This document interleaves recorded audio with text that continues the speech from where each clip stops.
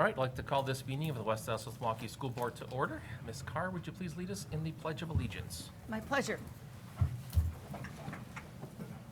I pledge allegiance to the flag of the United States of America and to the republic for which it stands, one nation, under God, indivisible, with liberty and justice for all.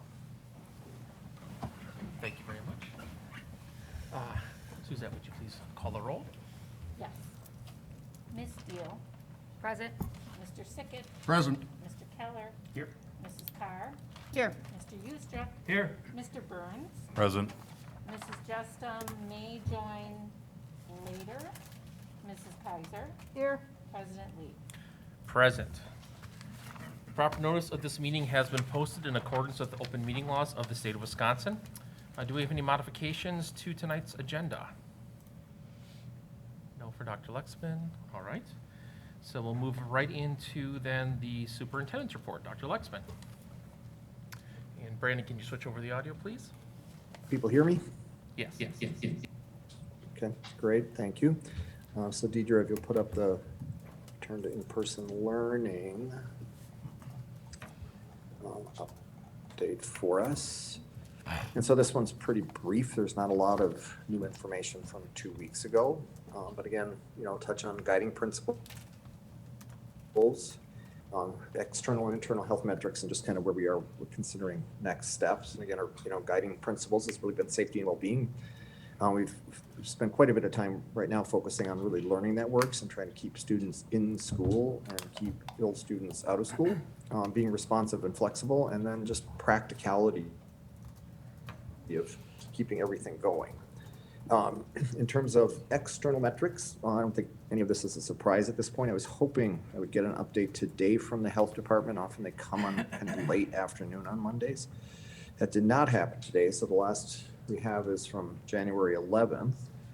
And it moved to critically high, again, probably not a surprise. But since then, things are starting to even out, even for us internally, start to look a little more encouraging. So in terms of internal health metrics, as of January 18th, so the end of last week, we are at 1.44% district positive. And that's pretty encouraging given kind of all of the community spread. And the quarantine count, that's pretty high for us, the 5.75%. But again, that's part of the strategy to keep schools open, is that we are doing effective contact tracing, and all that is caught up again. So what it starts to look like visually, and again, this is caught up, so the percent positive and percent of students and staff in quarantine, this graph is also up on our website and updated regularly now. And so even though the red bars seem a little bit alarming, that, we've gone well beyond the 5% threshold that we've talked about all along, but the trend is definitely coming down on both the percent of students and staff in quarantine, that's the red, and the blue percent positive is also trending down now. So that's why, there maybe is a little bit of encouraging news for us on the horizon. And at this point, I think, we're going to continue with our mitigation and contact tracing practices. So that really just leads to next steps. We still are doing day-by-day decisions on staffing, but we are, at least for the last couple of days, in somewhat of a normal range in terms of the number of teachers in particular that are out and the amount of filled versus unfilled and for this time of year. And January, February is often a little bit higher just because more things spread around and people are ill during the winter. But it is within the normal range for us. So we've come through, I think, maybe some of the hardest days, but we're still watching school by school every day. And then there'll be, distribution of the well-fitting masks to staff and older students. And even today, our health department was using Nathan Hale as a site to do community distribution of masks, so we're supporting them as they do outreach efforts. And that will also take place at our Recreation and Community Services Center coming up. So for folks that may be listening, that want to get access to quality masks, the health department is distributing those at a couple sites, and it's on their website as well. And so that is the return to in-person learning update. So we'll go on to 62, the legislative update. There we go. So there's news that Wisconsin is falling further behind and below the national average on K-12 spending. So in September 2020, the Wisconsin Policy Forum released a report in which it used 2018 U.S. Census Bureau data that was the most recent available at that time to conclude the following regarding Wisconsin's K-12 spending trends in comparison to the rest of the nation. So in 2002, Wisconsin per pupil spending ranked 12th highest in the nation, 11% above the national average. In 2018, Wisconsin per pupil spending ranked 24th highest in the nation, 2.6% below the national average. And then recently, the SAA reviewed 2019 data from the U.S. Census Bureau, the most recent available now, and found with the Wisconsin Policy Forum staff corroborating the accuracy. In 2019, Wisconsin per pupil spending ranked 25th highest in the nation, now 4.5% below the national average. And so Wisconsin's continued to decline below the national average, and that's significant.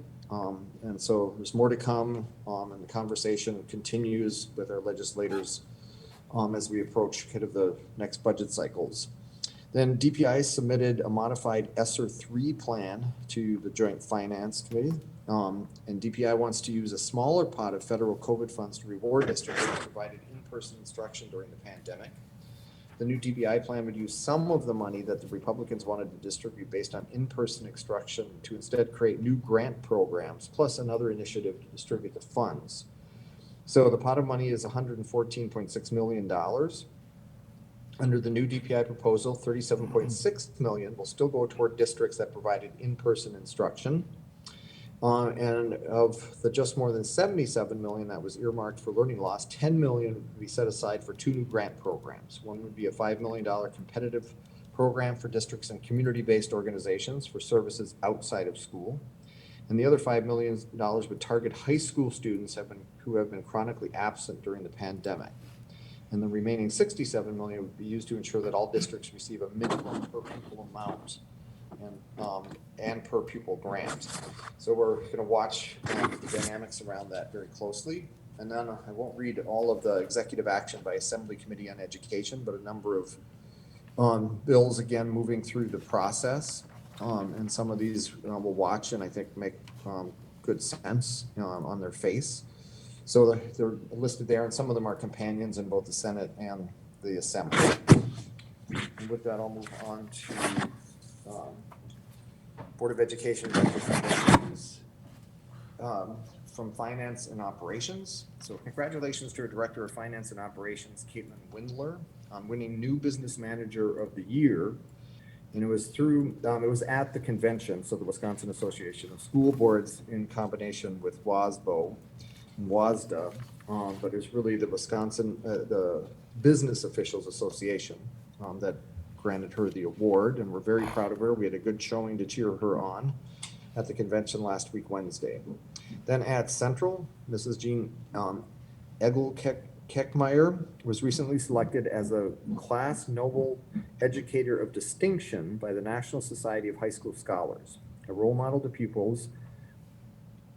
She was nominated by a student for outstanding dedication and commitment to excellence in the profession. Each year, student members of NSHSS are invited to nominate the educator who has made the most significant contribution to their academic career for the Class Noble Educator of Distinction Award. So this honor recognizes exemplary educators whose passion and devotion inspire their students to grow and develop as scholars, leaders, and citizens. At Pershing, shout out to Kristen Pagenhoff, Heather Rosenbaum, and Adrian Spangenberg, and Kelly Holtz for presenting to our district staff on the January 17th PD Day. And so we, this is really Deidre and her team, organize teachers that are invited to present to colleagues, and teachers that are doing really good, interesting work, and they kind of open their classroom and share some of their best work with colleagues. And it's been really well received. And it's also a way to professionally recognize educators that are really doing great work with our deeper learning competencies and project-based learning and our social emotional learning work. And then in recreation, congratulations to the Recreation and Community Services Department. They have received the International Award in Lifelong Learning for Best Programming from Learning Resource Network, which is the largest association in lifelong learning programming in the world. Now, the award was for innovation in the field of recreation programming and service to community for their You've Been Egged Easter event. The award was one of 17 given out of more than 100 applications. The award committee noted that the program was excellent and demonstrated how park and recreation professionals across the country creatively responded to community needs during the pandemic. So special recognition to Amanda Schwittenberg for her leadership with the event. So congratulations to Recreation. And then a couple updates and information items. So first, a response to public comment. We heard from 3 members of the public on January 10th. So we got some feedback that one person felt we should be following our medical director's guidance on our COVID response. We've consistently followed CDC and state and local public health guidance. And given the recent surge in cases, it appears to be serving us well, and we're managing to keep schools open for the most part. We've only had to close one school for 1 day so far. And so we've leaned really into the public health expertise rather than our own medical director. One person from public comments, again on January 10th, felt that we do not need the building referendum and that we should sell properties. We're exploring school consolidation. There's a school consolidation team. And we're exploring possibly selling unused facilities. So some of those conversations have started to take place, but it takes a significant amount of time. And there's also concern if it's sold to a school operator that increases competition for students, right? So there's a delicate balance in all of this, but selling unused buildings will be on the table. There was also a comment about the cost per student of the new high school, meaning the $150 million referendum if the community supports it. The cost per student is being more than $20,000 per student. So it's just not a complete or accurate way to look at that. So if we take the MD Roffer's report, right? So that was the group that did the enrollment projections for us. And if we look at over the 50-year lifespan of the high school building, and that's what our architects and engineers have suggested we should use, and even though the building may go well beyond that, but just for the sake of really trying to get a reasonable number of what the investment is per student, because I think it is something that people may be curious about. But for MD Roffers, we would have about 25,534 students that would go through the combined high school over the lifespan, over the 50 years. So that $150 million, if approved again at the referendum, divided by that comes down to $5,874.52 per student. But that's for the entire life of their high school career. So when you divide that by 4, because it's an investment per year per student, it's actually $1,468.63 per student per year. And that is still a significant investment, but it is reasonable to have a high quality high school building that will support students for 50 years. But the other thing that I think is worth pointing out, and Mark Duff helped could have put the numbers together, and also he mentioned that the high school building is used by more than students that are taking classes, right? So that's the majority of it, but it gets used by recreation programs, community, outside groups, music, theater, athletics. So the cost is actually spread in many different ways than just on the students that are in attendance.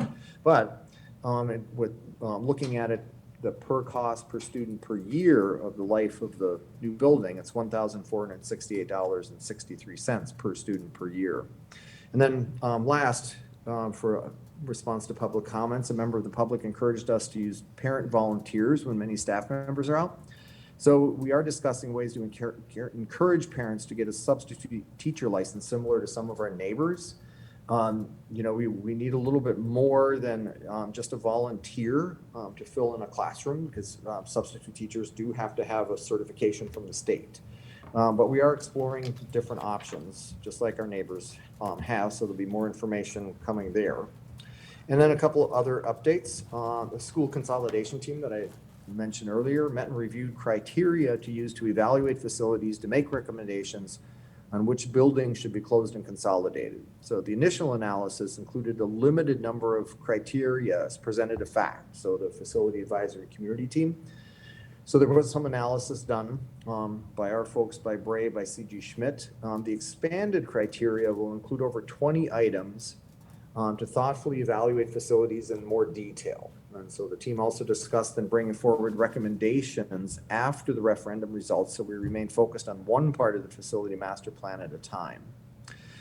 We did receive some concerns from community members about our incentives to promote vaccinations and boosters for COVID-19. And we recognize that not everyone agrees with this approach, but it is clear that the vaccinations and boosters are making a difference. They're safe, they're effective. So the socks, which were for intermediate and high school students, and gloves are the incentive. And for many families, they're having fun with it, but we understand there are some concerns. But the socks and gloves are also available for sale in schools. So it's not just an incentive for COVID, and they'll be used for other incentives as well. Once we get past the time of COVID vaccinations, and there are socks and gloves left, they'll be used for other incentives in the schools. And then finally, tomorrow we begin the second semester. I've had some conversation with principals today, and it's hard to believe that we're halfway through the school year with everything else we've had to work through. We're actually halfway there. So again, want to thank all of our employees, teachers in particular, for adapting, adjusting, covering for one another as we focus on students during the challenging times we're in. And so we look forward to kind of moving through the winter. We look forward to the warmer days, and very much hopeful for a spring that returns us to some sense of normal. And so that concludes the superintendent's report. Okay. Thank you very much, Dr. Luxman. We'll move on to item 7, our public comments. Just as a reminder, if you would like to address the board, you get 3 minutes to do so. Please begin by stating your name and your address.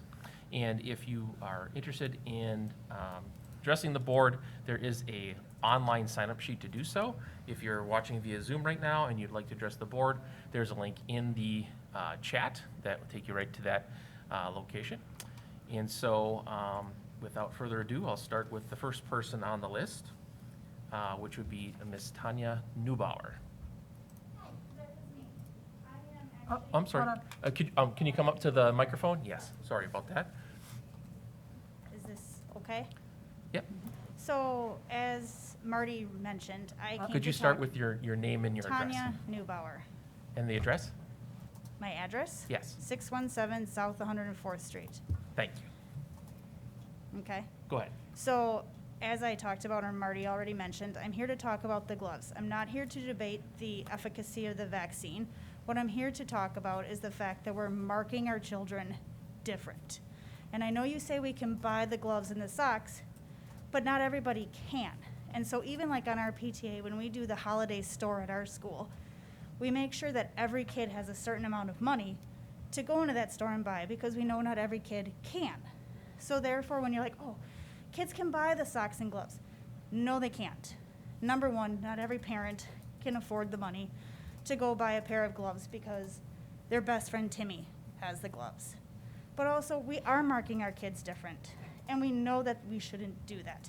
We talk about not having, like pointing out the differences. But if so-and-so has gloves and so-and-so doesn't, we're marking our children different. And that's what I don't agree with. That's it. All right. Thank you very Thank you. much. Steve Broadwell.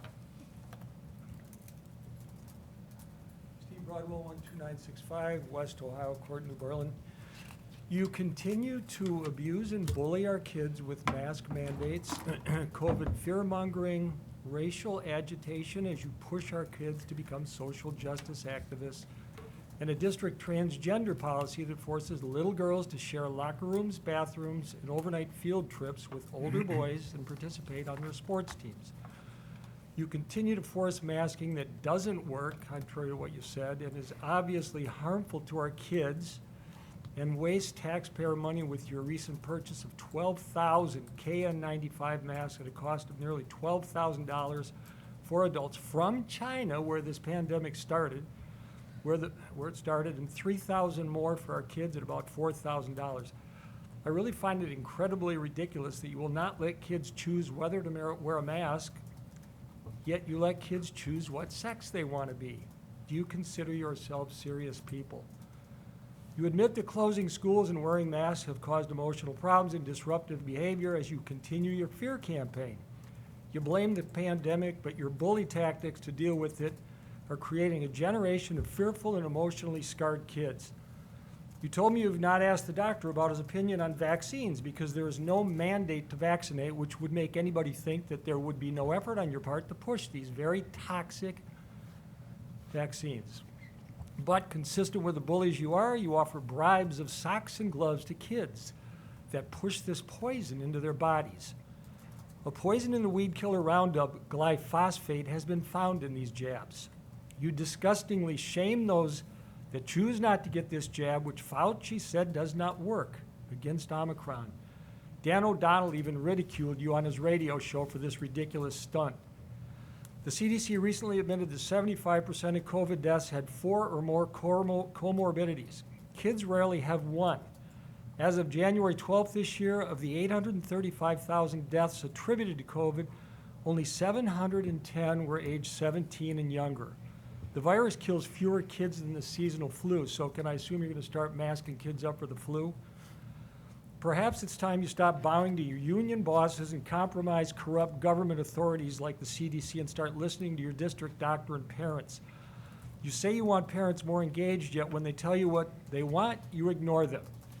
Many in the medical profession feel this is a catastrophic moral crime against our younger generation, and it can't be overstated. I'm compelled to once again remind you of this fact. Sweden, 1.9 million school kids.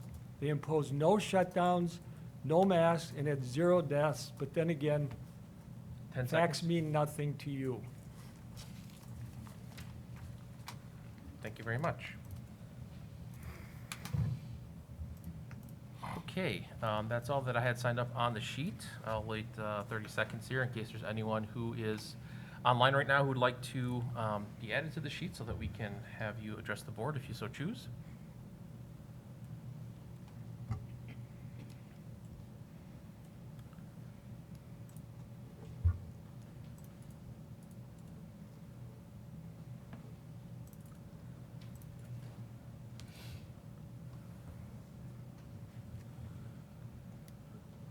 All right, seeing no additional sign-ups, I'm going to close public comments at this point, and we'll move on to item 8, our board reports, starting with item 8.1, the review of the board calendar. So today is Monday, January 24th, and we have a regular Board of Education meeting. Immediately following, we have 2 committee workshops, one Recreation and Community Services, our Wellness Policy Update Review, and a Financial Stability and Efficiency Audit Review on HVAC and ESSER funding. On Monday, January 31st at 6 p.m., we have 2 committee workshops, Communication and Community Relations, our referendum communications that we'll be going over next Monday. What basically things that we're going to be looking to include in the communications and allow feedback from the board if there's things that we think are missing or we want to make stronger, whatever we think. That's the main focus of that. And then we also have a committee of the whole school board policy updates in review.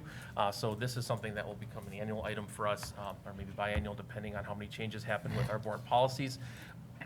Now that we're working, so we get updates from our policy consultants regularly when there's new changes in legal law and things like that, that we need to make sure our policies are up to date.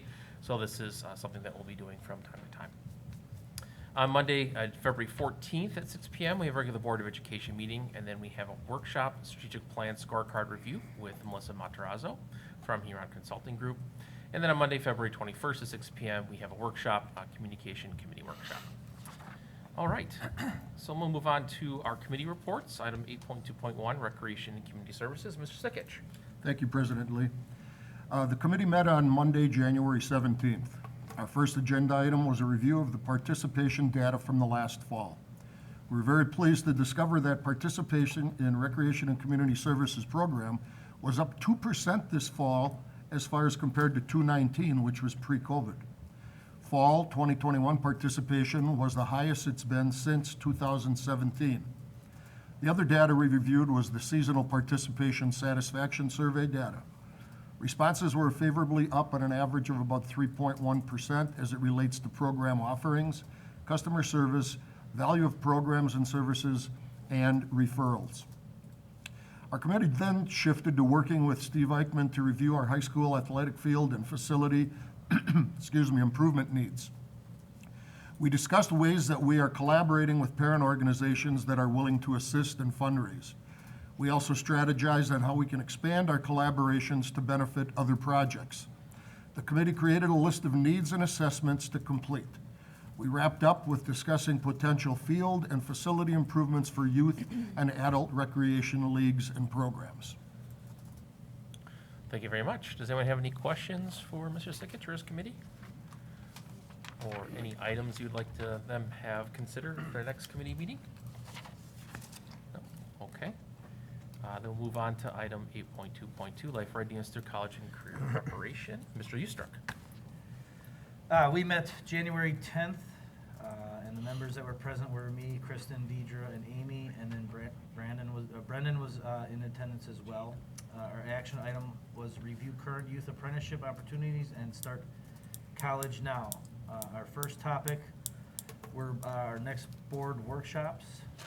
We currently moved 2 of our workshops. We moved the special education services to March 14th after the regular board meeting. We also moved the workshop for GVC to March 28th after our regular board meetings.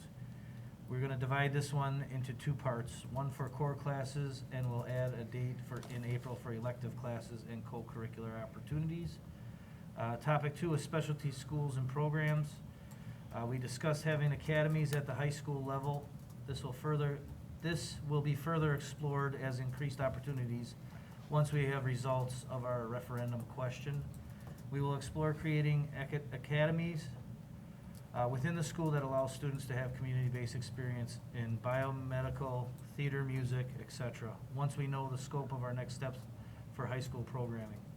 We also discussed adding specialty programming at all levels with special consideration for developing a bilingual program / school within our district. We want to be sure this falls in line with our plan to right-size our schools, so we will continue to explore throughout the spring and then develop a survey for families after April to gauge interest in creating a school within a school model or exploring opening another charter school. Well, very good. Does anyone have any questions for Mr. Ustruck or his committee about his report? Or anything they would like him to consider in the next upcoming meeting for next month? Exciting work. There's a lot of very interesting things that you guys are talking about, so I look Yes. forward to hearing the outcomes of those discussions. All right, seeing none, I'll move on to item 8.2.3, our financial stability and efficiency report. Ms. Carr, I believe you're doing that? The Financial Stability and Efficiency Committee met on January 20th. We reviewed the 21-22 single audit aspect of the larger audit.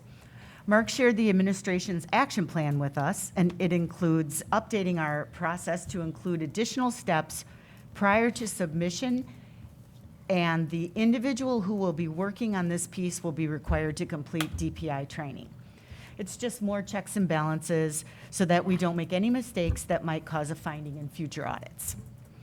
The next item on the agenda was the ESSER HVAC project plan, and Mark shared the ESSER stakeholders survey results. And we're going to be hearing more about this tonight, I believe, but 67% of the respondents ranked mechanical and non-mechanical heating, ventilation, air conditioning systems as their highest critical need areas.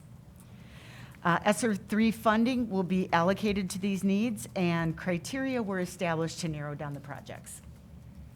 Mark then reviewed the 22-23 enrollment projections because we know enrollment has a direct correlation to incoming revenue, staffing, and determining open enrollment seats. Mark then made the connection between the enrollment projectives and the 22-23 budget. There will be some challenges coming down the pike, and the board will take part in a workshop on February 28th to hear how the administration is resolving any possible deficits that we might be facing. We ended with an update on early retirement study. Data was provided to the actuary for analysis, and a recommendation will be made to the board based on cost issues and overall staff impact. All right, thank you very much. Any questions for Ms. Carr, the committee, on her report? Or any topics you would like to be considered at their next committee meeting? Seeing none, thank you very much, everyone, for your board reports tonight. I will finish up here with item 8.3, any board member reports of community events? Jeff? Not really a community event, but I just want to share with my fellow board members, if you did not have an opportunity to make it down to the state convention last week, I had the time to go. And I picked up one of their pocket brochures, and inside I highlighted areas where they had handouts. So I got a copy of the handouts, and by each one there's a number, and Suzette has all these handouts on her desk. Just get a hold of her and let her know what one you'd like to have or read or whatever, and she can take care of you. Awesome, thank you very much, Jeff, for doing that. Thank you, Suzette, for helping out. Yes, Kristen? I'm not as awesome as Jeff and got you any handouts, but I also was the delegate for the WASB Annual Convention. I had the honor on speaking on behalf of Resolution 22-7, which encourages school districts to create Asian American Pacific Islander curriculum, and I'm very thrilled that it passed overwhelmingly. I also had the honor that night to go to the Dot Key High School Exhibition Night, which was absolutely amazing what these young people are doing. I've got plans because there's some kids who needed some help, and I know we're going to talk about it. And it was wonderful to see what they did there with so much teacher support, and the kids were able to very easily speak on their ideas. And now my son wants to go there, so it was a wonderful experience. I thank them for letting us come. Awesome, fantastic, thank you. Ms. Deal? So last week I was actually invited to Franklin Elementary to their talent show, and so I just wanted to say it was wonderful. The kids did a wonderful job, and I loved attending stuff like that. So thank you to the Franklin staff for inviting me. Awesome, great. Thank you, everyone, for sharing. Anyone else have anything they want to? Bill? I just want to say Nathan Hale High School Football was selected as one of 10 high schools in the state of Wisconsin to partner with the Green Bay Packers. Through a process done through the head coach, Scott Pritzel. He applied for this opportunity, and we were selected. So that's pretty cool to partner with the Packers despite a rough Saturday night. That's definitely not on the agenda, so we will not discuss it. So thank you very much for bringing it up. So these types of opportunities are things that I think are out there, and we are able to take advantage of some of these things. So I definitely want to see more of that. Yeah, definitely. It's great. I look forward to seeing the outcome of that partnership. Yeah. That'd be great. Anything else? All right, so we'll move on to our consent agenda. We have 4 items here tonight. We have item 9.1, the approval of the minutes from our January 10th regular meeting. Item 9.2, the employment summary. Item 9.3, the supplementary contracts. And item 9.4, our financial summary. Is there anything that needs to be separated out? If not, I'd look for a motion. Motion to approve? Second. Moved and seconded. Any last minute discussion? All right, all those in favor? Aye. Opposed? All right, that passes. We'll move on to our action items, starting with 10.1, approval of number of open enrollment seats available for the 22-23 school year. Mr. Norris. Good evening, everyone. Good to see everyone tonight, this evening. So in the action item this evening, as I kind of mentioned 2 weeks ago, there'd be 2 pieces to the action item. First is the in-person open enrollment seats, and then also the virtual open enrollment seats for next year. So we'll start with the in-person open enrollment seats. So the numbers for second Friday came in very consistent with what we had projected. That was the 14th. So we're kind of working through those. The school submitted those reports to me by Friday, and so the last check was this morning, and everything was consistent with what we would have discussed the last 2 Mondays ago. So the open enrollment seats for in-person for next year, we're looking at 230 students to be consistent with our calculation. That also includes 7 students, inclusive of the 230 for special education. And so I'll let Deidre talk a little bit about how that calculation is done. Yep, so as we've kind of shared in the past, we take the number of students we have in our current caseloads, what's the average of what a current caseload calculation would be. So the state gives you what would be considered a level 1, a level 2, or a level 3 based on the area of disability. And each student then gets sort of a ranking. We make an average of the caseloads, and then we roll those forward.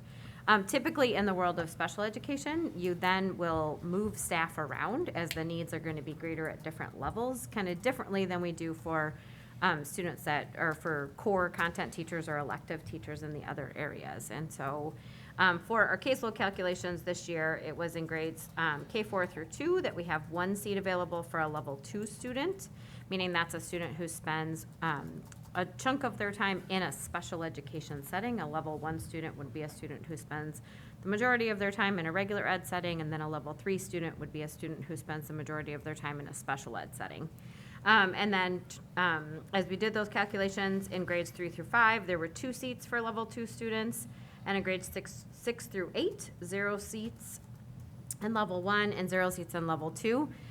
Thanks to Noah, who was looking through that carefully, because in the caseload calculations, we did have some room for some students with special needs. But first and foremost, they always have to have a regular education seat. So when Aaron and I cross-checked those numbers with each other, that's where we made some adjustments there. And then for high school, 3 seats available for level 1 and 1 seat available for a student who would be considered level 2. So that is a little bit lower than it has been in recent years for the number of students with special needs that we are looking to accept. But we've also made a concerted effort to reduce the caseload size for our current staff.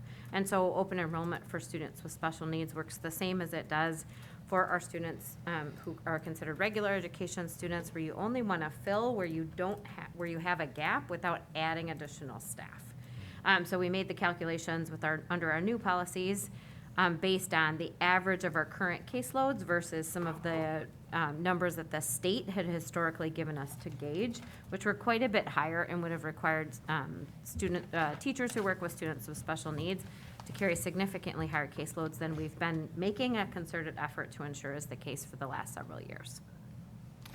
So then additionally with the in-person seats, as each of you know, historically, this is kind of the first crack at it. So what we do is we look to approve the number of seats in person, and then throughout the application period, which begins in February and ends at April 30th, then we start to monitor enrollment. And then in July, historically, we've come back and said, here's where we're at with enrollment. This is what we expected to happen, or we didn't expect to happen. But then what we do is we have families, even though there may be 0 or limited seats in a grade, are still able to apply.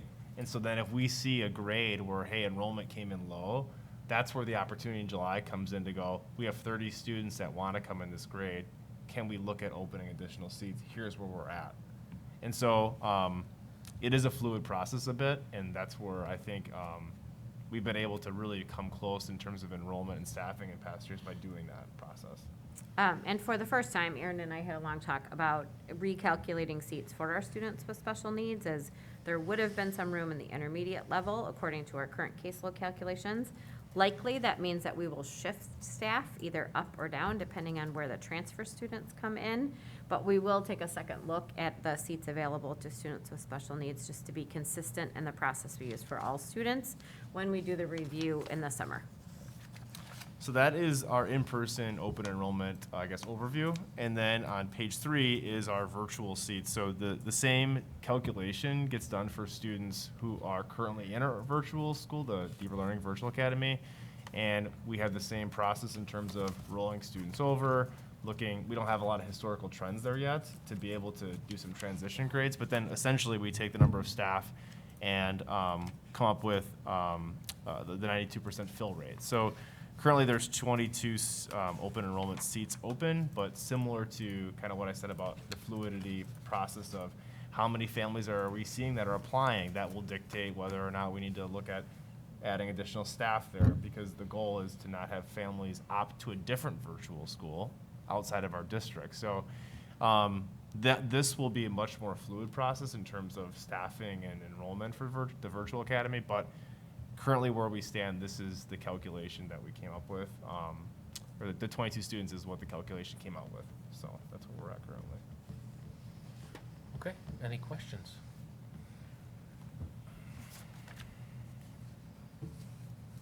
If not, I would look for a motion. Move to approve. Second. Moved and seconded. Any questions that maybe cropped up in between those two things I just did? All right, all those in favor? Aye. Opposed? That passes. Thank you very much. Thank you. All right, we'll go on to item 10.2, approve our boys soccer co-op application. Ms. Strasser.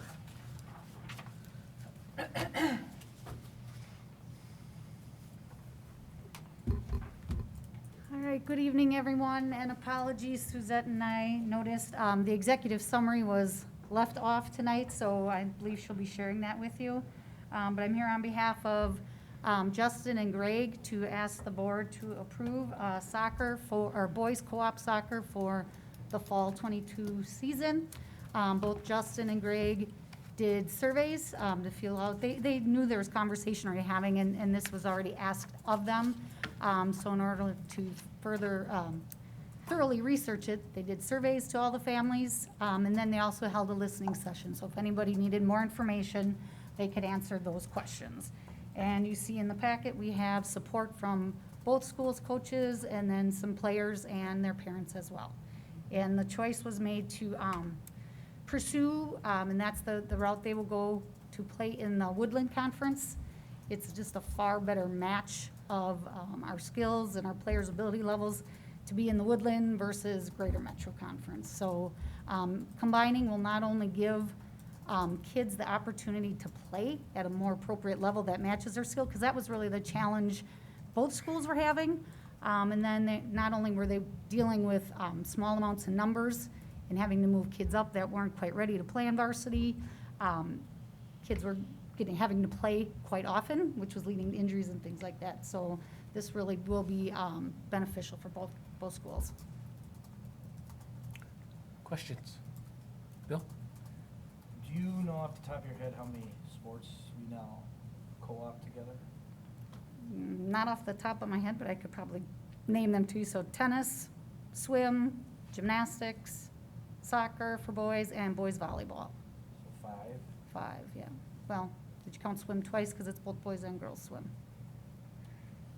So of those sports, have all of those sports combined and gone into the Woodland?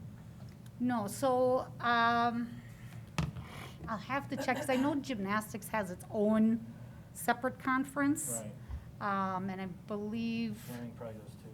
what's that? Swimming and Yeah. diving is not like a, No, that's Woodland. They're It's both Woodland? Woodland? Yeah.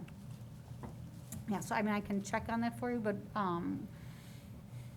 we are better competitively matched sure. with the schools in the Woodland versus Greater Metro. What is our concern level with football at Central? You know, we didn't have varsity there last year, and is that being talked about, or are we? It has been talked about, and right now, Justin is currently in the process of doing interviews for the head football coach. So I think that's kind of first and foremost, is to get a new coach on board and help them to create some strategies to, rebuild the program. But I will say, and I don't know if the board remembers, similar conversations were happening last spring with some of the girls' sports. So I would anticipate as we progress here, we may see some more applications for co-op teams. So do we know how many kids, like, we're going out to hire a coach to try to build the program Bill, at Central? Bill, I'm sorry. We're looking at the co-op for soccer. Yeah, Definitely gotcha. something you can talk about in committee, and definitely something that we should look into, but You got it. just want to make sure, so, thank you. Is there any other questions about the soccer co-op that we're looking at here? Sorry. Nope, it's a concern for us all, I'm sure, so.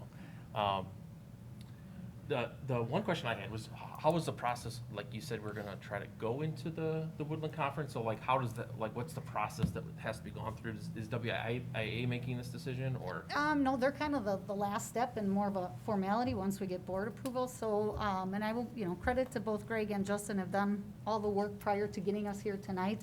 And some of this is on a timeline, so to get it done all within the application period to turn this in. So Justin has to go to the Woodland Conference and ask permission from all the schools in that conference for there to be a co-op and join. And then Hale has to go to the Greater Metro and ask basically permission to leave their conference, because, create some, just team, I don't want to say inequities, but number imbalances and things like that. And actually, I think this was kind of a welcome addition to Woodland, because they're for soccer only, doing a little bit different scheduling format next year, similar to like football and basketball, where they divide into, 2 different divisions within their conference. So that'll also help our co-op team too, I think, and balancing out the teams they're playing against. Okay. I was just curious of the process. So. Yeah, it's a process.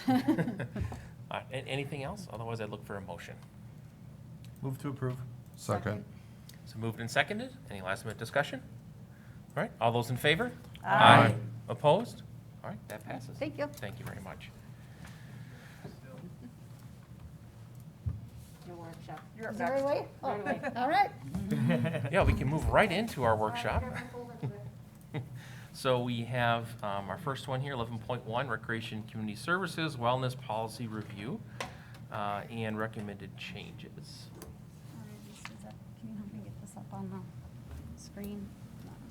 So, wait, Hale is great in Metro. Really? Do we want it on the screen? He's Oh, it's got my There's look at yours so sick. Yeah, but that remote bike team too. Don't I forget know, about I that. messed with the cords. That just started, that's actually pretty cool. Can you move closer?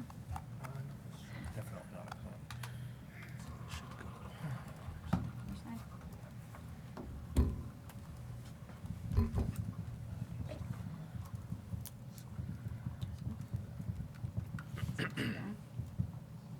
Goes right?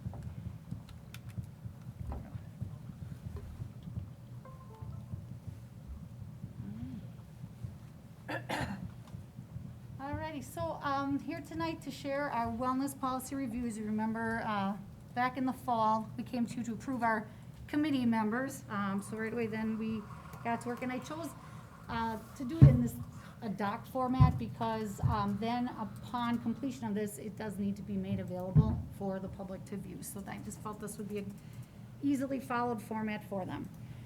So the purpose of the review is we have to comply with the USDA's final rule, which is all school districts participating in either lunch or breakfast program have to, on a triennial basis, do an evaluation of their district's wellness policy. And in this part of the assessment, we have to measure our district's compliance with our local wellness policy, and I referenced it there. Describe our district's progress towards meeting our wellness policy goals, and those are our goals as pulled directly from our board policy. And then describe how the language in the district's wellness policy compares to what is called the model wellness policy, and that's one of the tools that we used as part of the process. So listed there are the committee members, and that, per the guidelines, there was a community member, a board member, school district administrators, a representative of our PE department, food service, and we had some students. There was a number of other people that were also invited. These were the actual people that were able to make the meetings and fully and actively participate. So, and a huge thank you to all of them for giving of their time and efforts to do this. So, luckily, we were able to complete it in 2 dates. The first day we took so the first tool we used just looked at our district's language in our policy. And you had to compare it to what's called the WellSat and Model Wellness Policy and Language. So they put together, they looked at all different district wellness policies and came up with 6 different categories for your policy, and then within there's 67 different criteria that they ask that you should have, that they state you should have in your policy. So that was a pretty intensive review, and I'll show you what it looked like. And I got to give credit to our staff, because they were, or not our staff, our committee members. You first had to look at what the tool said. And there you can see it was nutrition education. There's 6 different categories, as I referenced. So you had to read the goal, but then you had to go back and reference on your scorecard, did you meet the goals? Did you meet any of the criteria, or do you fully meet? So they were constantly kind of working off of 2 different 2 sheets. And in order to do this, we split them into teams. So we put the people in kind of their specialty areas and where they'd have the most knowledge. So that was the first part of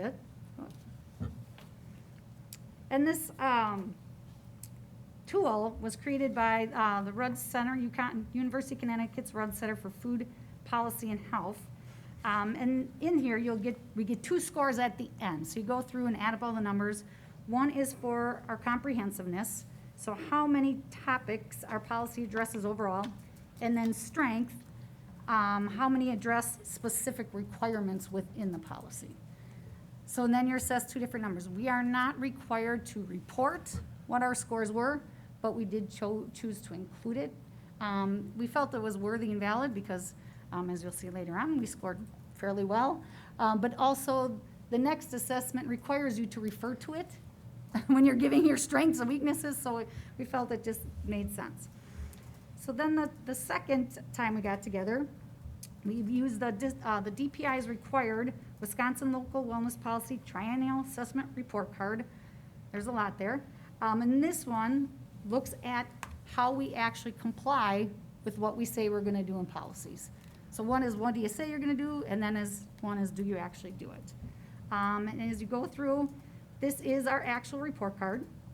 And it's the same thing, there's 6 different categories, but what's a little challenging is, they don't give you they give you a framework. We have to go into our actual board policy, pull out anything that's referenced in that category, put it onto the report card, and then in essence, score it. And you can see the scoring rubric there, with 0, no objectives, no activities, 1 partially met, some, 2 mostly met, and 3 all met. So we were really pleased with a score of 2.2. I think that speaks volumes to all the work that our district has previously done and continues to do in the area of wellness for both students and staff. So as you kind of scroll through there, you'll see in some areas we scored high, in other areas not so high and not so well. We have some work to do. So, question. Jane. So I noticed that we got 2 zeros, so right away I went to that, so do you have an action plan for that, or is that something that you'll use now to? Yeah, yep, and the dialogue and conversation that our committee members had was fabulous, because some people just felt said, I really don't know if we do this or don't do this, and some would say, you know what, we do this, but we don't say we're gonna do it. And then some were like, oh, we say we're gonna do this, but I'm not sure we really are doing it yet. And there's a lot. So how this works at the end is we are required to make recommendations to the board, and then the board can decide to take action in what direction you want the wellness committee to go. So here we have to give a progress update, and this is actually on our wellness committee, and I have to give kudos to that committee that's previously put together all different plans, not only for student activities, but staff activities. And it's been difficult, as you know, in the pandemic to bring people together to do things. But I know last year they continued to still work hard and implement a number of things. So we wanted to make sure that that was acknowledged in there. Our committee acknowledged that the district's making great progress through making our facilities available, specifically with the inclusion of the Wellness Center for staff. And then now our addition of, we have the rec center that we'll be able to use for additional programming and hopefully offerings for staff. And there's even been conversation between Zach at the Wellness Center and our department, how we can partner together to provide different programs and resources and spaces. The other thing that the committee pointed out, that the district's made significant progress in shifting the focus of Phi-Ed from a sports aligned and a team competitive model to sort of a lifelong learning physical activity model, again, aligned with district standards where kids are living their physical life on their own terms as well. And then the other notable thing was the increased access the district has given to kids K-12 to have access to fresh fruits and vegetables. So some great progress there has been made. Now, this is where we got into that WellSat, those 67 different items. And they ask you then to identify your district strengths as well as district areas that are needs of improvement. So you can see there some of our strengths is in PE instruction, ensure standards are addressed across all levels. Our food service department remains compliant with all federal and state regulations. Meal service times are honored and respected so that there's not disruption to kids. Language and implementation regarding management oversight and review of the wellness policy is encompassing and in compliance. We have wellness programs that are readily available. We have a formal wellness program and committee in place that has goals and objectives. They have a really well laid out plan. Our district effectively communicates and makes information available to our schools on smart snacks. But that is one area that you'll see later on is probably not our strong suit, and a lot of that often refers to, things that happen in classroom parties, some fundraiser things where, those aren't necessarily always the items that sell the best or the kids enjoy the most. And then we thought another strength is we scored above average in both our policy language strength and comprehensiveness, and you'll see those scores in a little bit.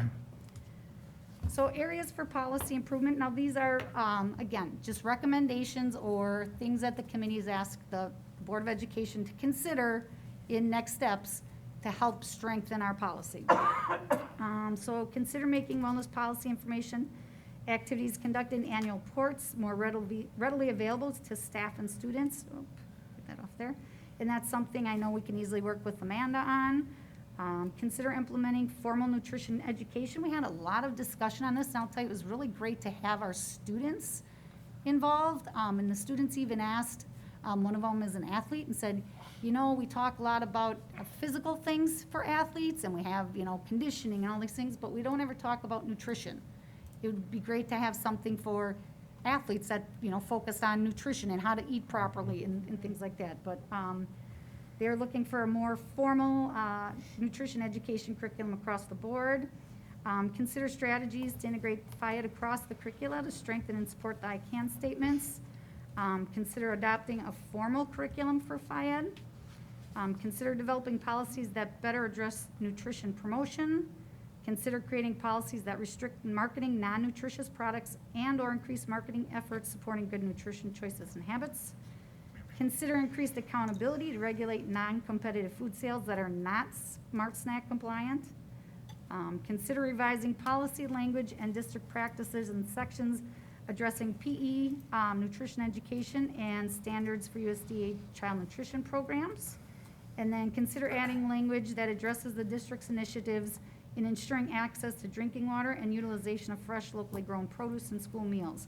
So that's something that we don't specifically say, like we talked about the water, like kids have access to water and oftentimes they're allowed to bring a water bottle or, all different things, but we don't say it in our policy. So it's something that was an easy one we thought could easily be written in, but I know it's coming up on your board calendar. There will be some board policy reviews, and Neola has a number of updates to our wellness policy, so I think a lot of the work that's listed in here and recommendations may automatically be done for us.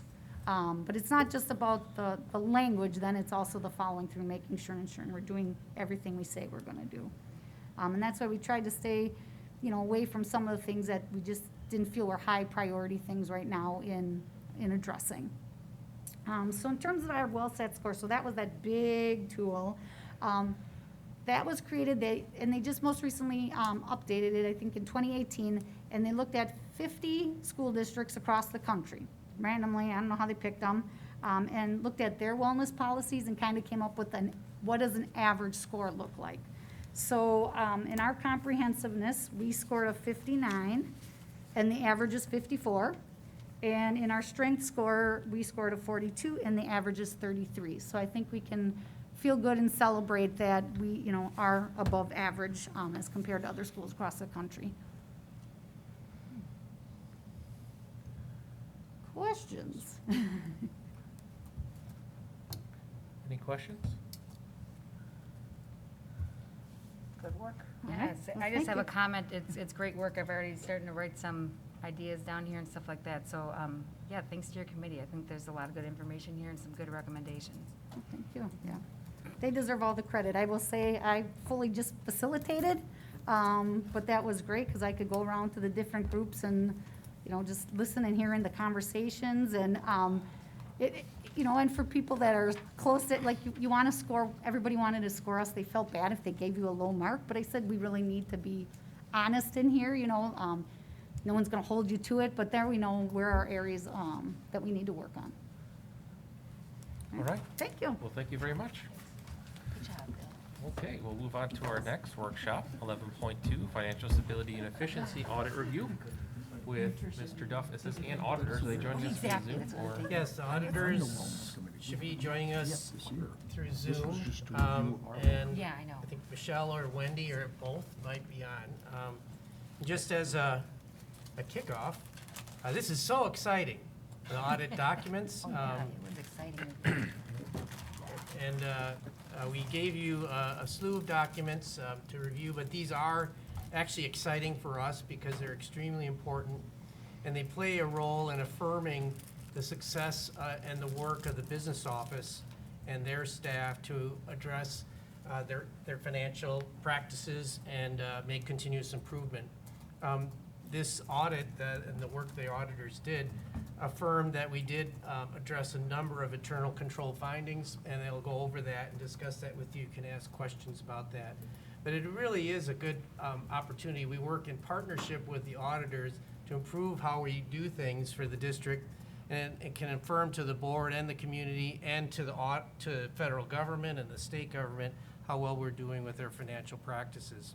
But the auditors are independent, and largely their role is to report to the board about how this department in the district is doing on their financial administration of the district. So this is this is the opportunity to report to the board about how we're doing, and also have you ask questions. So there might be like a 70-something, 80 pages, but there are some narrow areas where you can focus on to make sure we're doing things right. So Michelle and Wendy or is it one? Michelle, maybe both. Are you ready? They're from Baker Tilly. They're auditors, and they're ready to provide a presentation on the audit. All right, Brandon, if you can swap. We are both on the call. Thank you so much for having us tonight. My name is Wendy Younger. I'm the partner responsible for the district's financial audit. Also with me tonight is Michelle Walter. She is the senior manager that is responsible for the audit engagement. At this point, you see our presentation on the screen, and I'm going to turn it over to Michelle, and she's going to walk us through the 2021 audit information.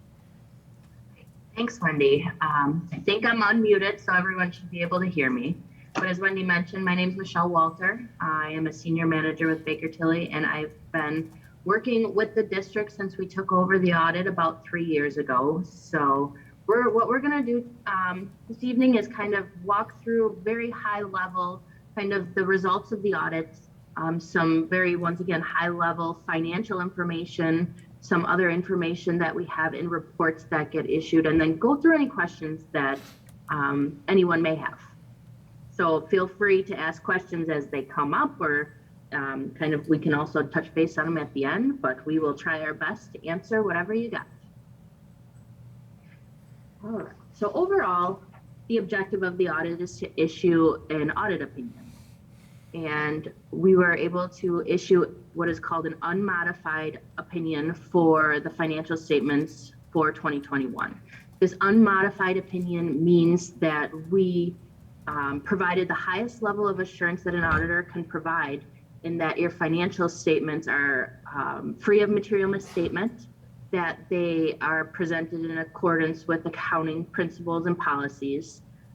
All required disclosures are included in those financial statements and footnotes, and that the accounting principles are consistently applied year to year.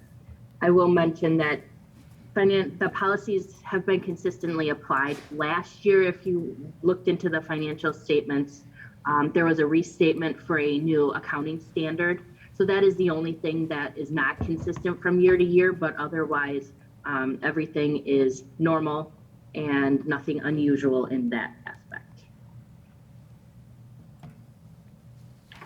So along with the financial statements themselves, which we'll touch on next, but we issue also another report, which is entitled the Reporting and Insights document from the 2021 audit.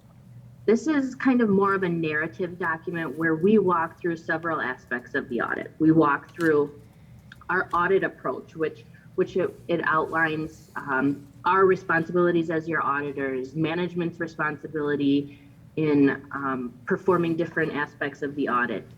any significant risks that may be present or areas of emphasis that are specific to the district themselves. So that beginning part of that document kind of walks through what we're doing with the audit. The next section kind of will walk through any internal control matters. And this is where you'll have what is labeled as any material weaknesses or significant deficiencies. So there is one material weakness this year for internal control over financial reporting. And that is because we, as the district's auditors, prepare the financial statements. So we prepare the schedules, the footnotes, and then this year there was 2 material journal entries as part of the audit. This is not unusual for the auditors to have this role in school districts, and it is a byproduct of the district kind of looking at, do they have somebody who is knowledgeable and has the time to be able to put this information together? So we do prepare the financial statements, but we give them to district staff who thoroughly review them, look into them, ask questions. So it's not like they do not know what is going into those statements, or they do not have any control over it. So it's a joint effort to put these together. I will mention that the past 2 years has also been a material weakness for some segregation of duties issues. But during 2021, the district was able to kind of add personnel, shift responsibilities, that these segregation of duties areas, the problems that were in there, they went away. So once again, good progress was made to eliminate those deficiencies and controls that we were able to take out of the report. The next section is any other comments or recommendations. And for the 2021 audit, we have some IT best practices surrounding passwords, change management policies, as well as some backup restoration type items. Once again, these are just best practice recommendations that we just scratched the surface of, but something to consider. The next part is any required communications we are required to have with management and the board. These include if there were any new accounting policies, which I mentioned this year, there were none. Any significant estimates that are included in the financial statements. Any disagreements we would be required to put in this, which I'm happy to report that we did not have any disagreements with management. So that is never an issue at the district. We were required to communicate any material journal entries, as well as independence. We're independent of the district, and the district is independent of us. The management representation letter is also in this document. So this is a document that has representations from management stating to us that they provided us information that is best to their knowledge and that we're working with good data. The last section of this report is entitled Two-Way Communication, and this is really us looking forward to next year's audit, kind of reaching out to the board and management to kind of keep in the back of your mind that the audit isn't just a year-end thing. If something comes up during the year, or if you want to have discussions with us about anything going on control-wise, or just items at the district, we are around all year. So it doesn't have to wait till year end or when we're on site or virtually on site. The next report that I mentioned, this year it was issued separately. So it's not included with the financial statements themselves, but it's the single audit report. So this is the report on the federal and state grants that the district receives. We do compliance work over these grants to make sure that the district is following what they need to. There were 2 compliance findings noted this year, and they were touched on briefly in, I believe it was the committee reports, but the transportation program had 2 findings related to kind of the student counts reported to DPI for transportation. The district has already worked on new procedures and policies to kind of get rid of these findings and make sure that the reporting to DPI in future years is accurate. So there are those 2 findings, but they hopefully will be addressed next year. And just as kind of a point to this single audit report, When we started the audit in 2019, there were 6 single audit findings. So we're decreasing these annually, and the district is making good progress in those. On to the financial information and the financial statements. So this is a very high level detail of the general fund. So the main operating fund of the district, a budget to actual statement that is also found in the financial statements on page 49 in more details. As you can see, the district budgeted to add $4 million to fund balance for 2021. And this was done after budget amendments, but the goal was to add to fund balance $4 million for retirement. What actually happened in 2021 was adding fund balance of $6.4 million. Revenues were actually about $5 million over budget, and this is a lot related to grant funding. So a lot of CARES dollars and increased AGR money, that was about $4.3 million. So that's to the positive. The expenditures were budgeted about $105,000 a million and came in actually at $107 million.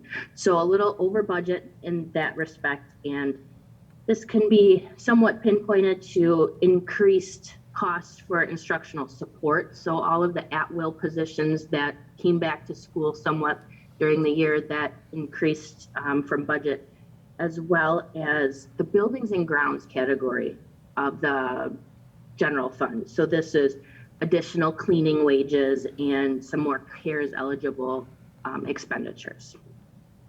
Like I said, the district added $6.4 million to fund balance. So ended at $32.1 million at the end of the year. That $32.1 million is broken out into 4 categories of fund balance. The details of these can be found, as I noted, on page 13, but more in depth on page 34 and 35 of your financial statements. The non-spendable piece is $755,000. This is prepaid amounts, so the cash has already gone out the door, but the expenditures have not run through fund balance yet. There's $2.1 million of restricted funds, and this is grant carryover funds. So this is mostly AGR carryover amounts that can't be used for any other purposes besides that in AGR. There's $1.7 million of assigned fund balance in the general fund, which is $1 million is for the budgeted transfer to the long-term capital improvement trust fund. And then $796,000 is for the Scholastic book room that was originally planned for 2021 that didn't actually happen until 2022. So that leaves about $27 million left in unassigned fund balance. So this is approximately 25% of your 2022 budgeted expenditures. So that's a solid unassigned position for the district. So that's the general fund in a nutshell. This next slide goes through the remaining funds of the district. The first one is the special education fund, where we can see $14.5 million of revenues and expenditures with no fund balance. Annually, the district has to transfer in enough money to cover the expenditures that are in that fund. The capital projects fund had revenues and other resources of $1.9 million. The majority of this was a transfer to the long-term capital improvement trust fund. So that fund that you're setting aside monies for, this came from the general fund. So overall, it added $1.5 million of fund balance. And this fund balance is broken out into some restricted pieces, and then of about $4 million. $3.6 million is for that long-term capital improvement trust. And then $366,000 is some unspent bond proceeds. The remaining is what we call committed for capital projects. The community service fund during the year added $1 million to fund balance. The expenditures were pretty much half of budget, but this was due to COVID-related items and not being able to do the programs that were set forth in the budget. So all of this fund balance at the end of the year, $3.1 million, is restricted for community service programs. The debt service fund is the next fund. There are $12.8 million of revenues coming in, and $8.6 million was a refunding of the state trust fund loan. So there's revenues coming in and expenditures going out for the refinancing of that debt. So that fund decreased fund balance by $2.3 million after payment of principal and interest. So that $3.6 million that's left in the debt service fund is restricted for paying off debt service. The remaining funds are considered non-major funds. So this is the food service fund and the gift fund. So between these funds, $12,000 got added to fund balance at the end of the year. And you'll see 1.7 million is restricted for gift fund and 1.8 million is restricted for the food service fund. A couple other high points to note within the financial statements themselves and on the pages I have noted in the financial statements that you can find this information at. The district is able to borrow 10% of the equalized value for the district, and that is a $514 million potential. Obviously, you are nowhere near that dollar amount, so there is potential to borrow more should the need arise. You're currently at $15.5 million. The net pension asset is a large item that's also on the financial statements. This is with the Wisconsin retirement system in the state. This, you may know, shifts between a liability and an asset in a given year. And this year it's a $20 million asset, up from $10 million last year, all based on kind of the fund's performance and funding status. The total OPEB liability on page 41 is the district's health OPEB liability. And this is approximately $50 million in 2021. And then there's a net OPEB liability for life insurance that the district has with the state. And this is $4.3 million, which is up about $500,000 from the prior year. So overall, that's the general information that we have put together for the financial statements and any other audit reports. Mine and Wendy's contact information is included, so feel free to reach out to either one of us if any questions arise. But in the meantime, if you have questions now, we'd be happy to address them. Any questions about the audit? No questions? We're seeing improvement, so that's a good thing from year over year.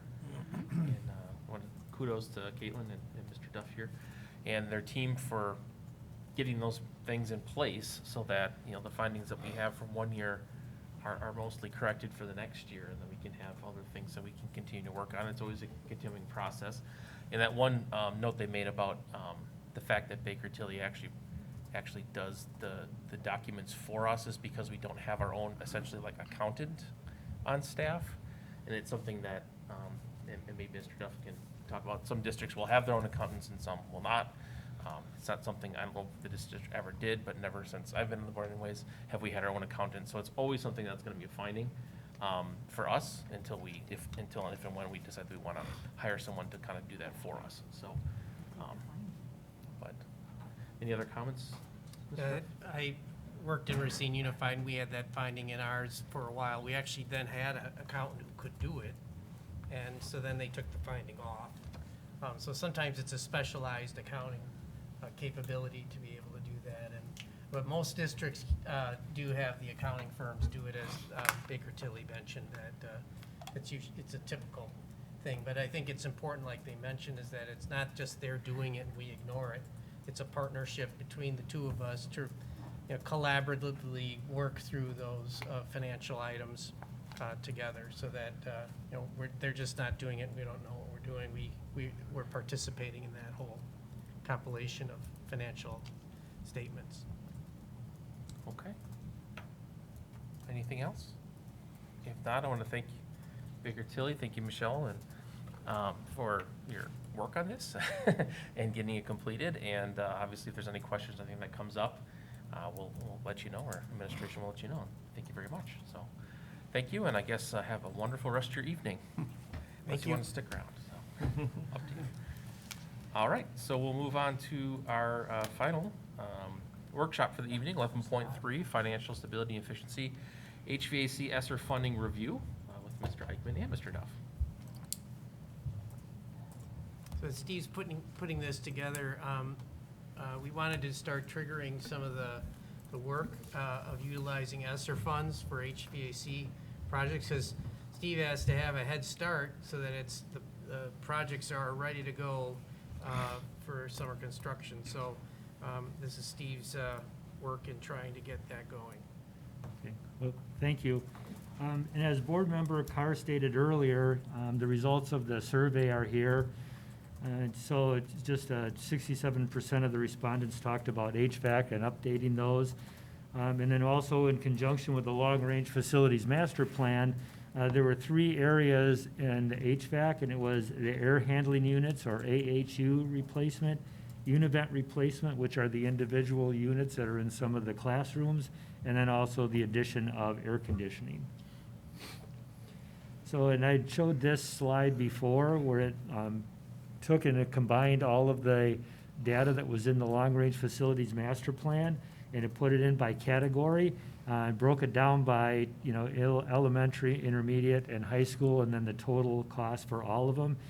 You can see by far the greatest need is the air handling unit replacement at almost 21 million, and then 1.2 million for the univent replacement, and just shy of 12 million for adding air conditioning to some of the buildings.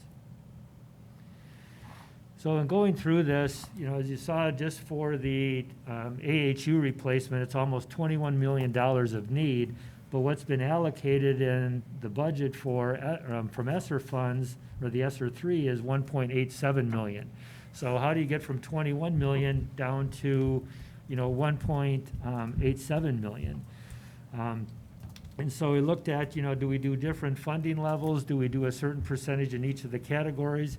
And in talking with some of my cohorts in different districts, but then also with our HVAC technicians here, we felt that the AHU replacement is the area where we would get the most benefit for the students is by doing that.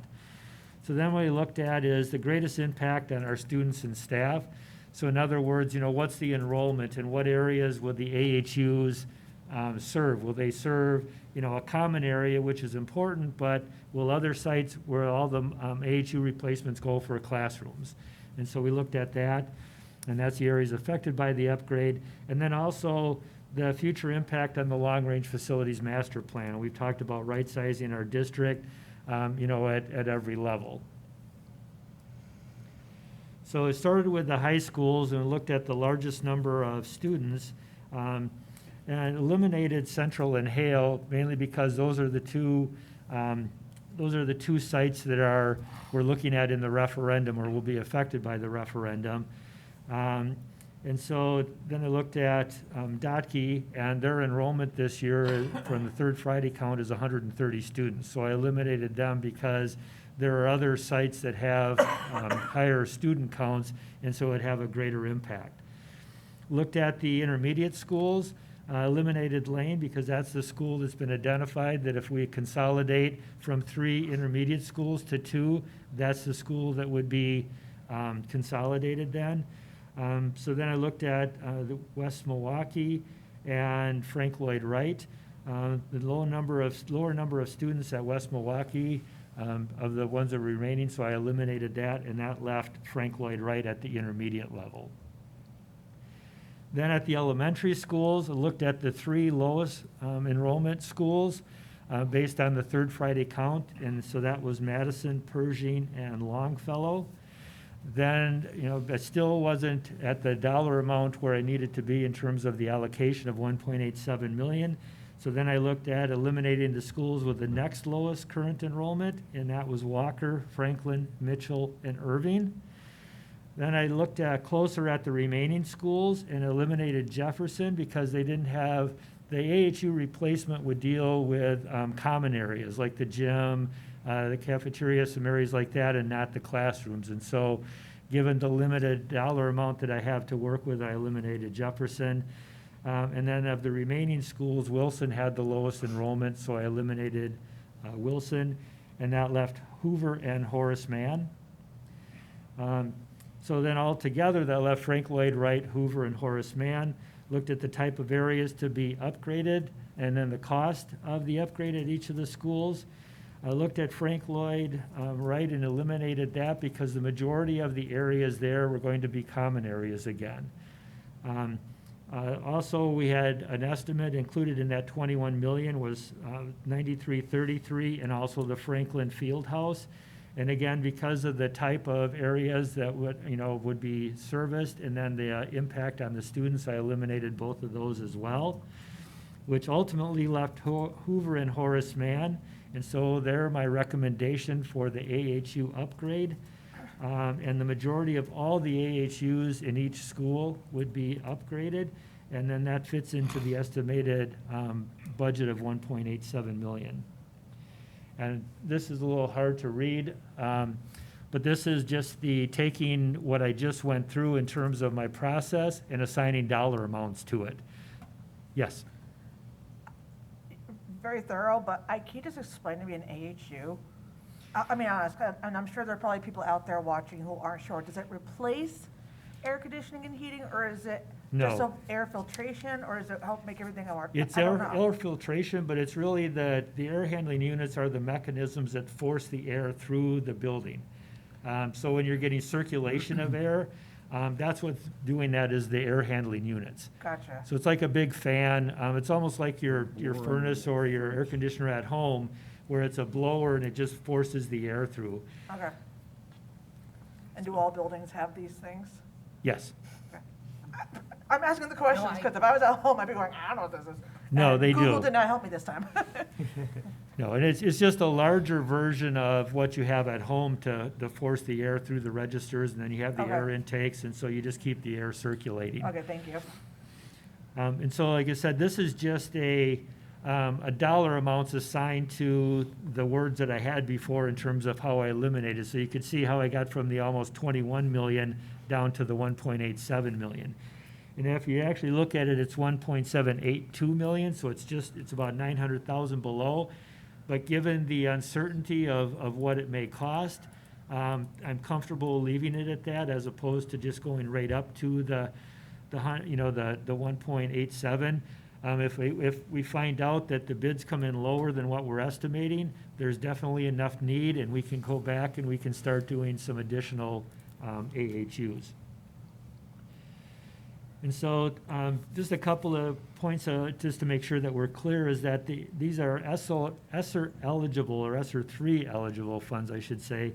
They're not covered by a possible referendum, and they're not included in our district's regular operating budget. So there wouldn't be any replacement of these unless they're ESSER funded. And then without these, we would just continue to repair as needed.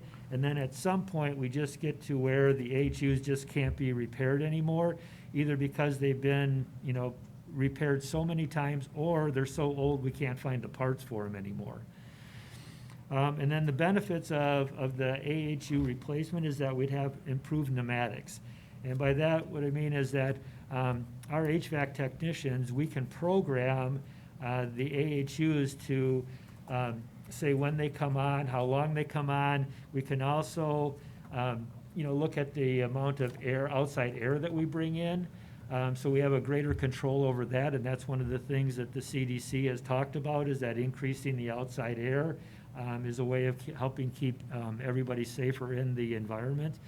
We'll also be able to use higher MERV filters, and we've talked about the MERV ratings before. And the higher the MERV rating, the greater removal of particulates you're taking from the air. And then also, a lot of these units are from the 1960s and 1970s. And so, you know, they're 50, 60 years old, so it's definitely past their useful life and it's time to replace them. And some of the coils are starting to leak, and we'll repair the coil on one, and then what it does is having the new one repaired, it puts added stress on the remaining coils, and so then they break eventually or have a hole. What's Yes. the average age of an AHU? It really depends on, on how well you maintain it. But I think we've done fairly well. Ours are 50 or 60 years old. Yeah. So I think we've done a great job of maintaining them. And when the architects as well, when they went through, they said that everything is well maintained. It's just getting old and it needs to be replaced. Gotcha. And we do have preventative maintenance programs where we change the filters regularly. We oil, everything that needs to be oiled. So we do have a program that we take care of not only the AHUs, but all of our equipment. And we follow all the necessary timelines in terms of when we should provide maintenance on it and the type of maintenance. And with that, if you have any questions, I'll try and answer those. Any additional questions? So is this something that we have to approve eventually at a meeting, or you're just informing us that this is what we're going to use the ESSER funds for?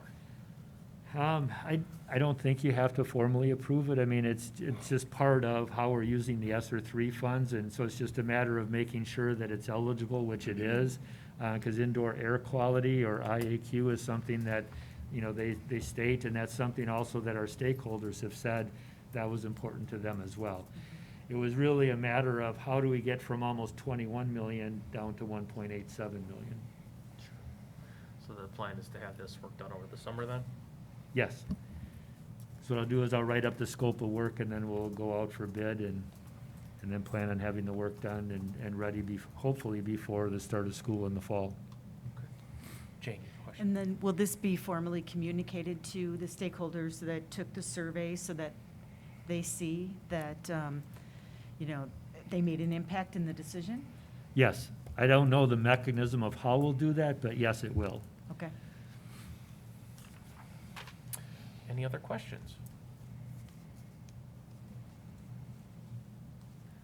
All right, well, thank you very much. Thank you. Appreciate your time and effort in whittling this down so we can use the funds as effectively as possible that we're getting. So thank you. So that is the last item that I have on our agenda. So I would look for a motion. Oh, I'm sorry, Can I Jeff? just quickly say that before you leave, if you're interested in looking at, please take a look at it tonight. Oh, okay, very Thank good. you. Will do. All right, if there's nothing else, I'd look for a motion to adjourn. Motion to adjourn? Second. Moved and seconded. All those in favor? Aye. Opposed? We are adjourned. Thank you very much.